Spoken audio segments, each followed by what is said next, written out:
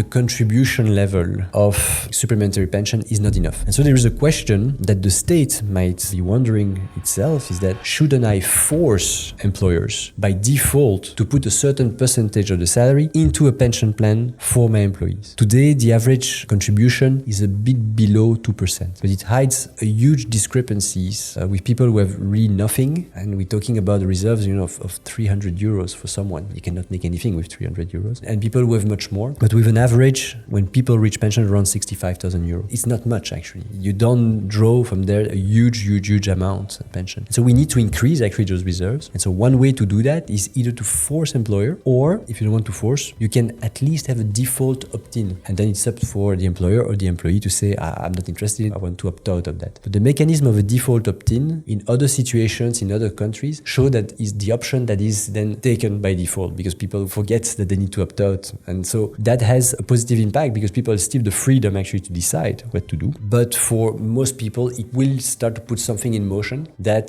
the level of contribution will be higher and closer to what's necessary actually to sustain a pension system that is healthy.